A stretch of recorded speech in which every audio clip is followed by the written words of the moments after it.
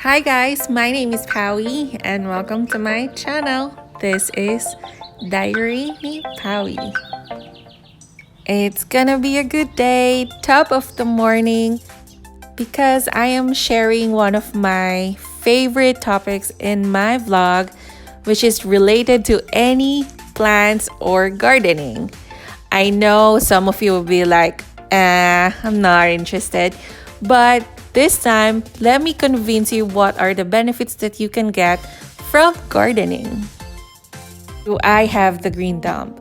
Don't worry, ako din nag-start sa ganyan. But then I just tried. Nag-start ako sa sunflower, sa tomatoes, sa bell pepper, and then nag-bloom. Lakas makadagdag ng self-confidence. Okay, I strongly believe in this. It reduces stress. Meron kasing calm effect yung mga halaman. Happiness in the dirt.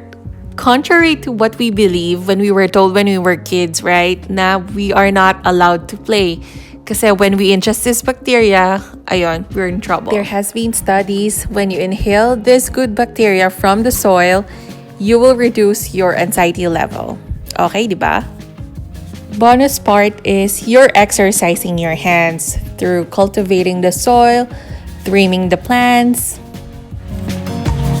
Lastly, growing vegetables or planting your own vegetables will save you a lot. Let's imagine na lahat na lang ng ingredients na gagamitin mo, lahat ng gulay, prutas ay available na lang sa garden mo. 'Di ba? It's like the sustainability na sobrang hassle-free, hindi mo na kailangan gumastos sa pagkain.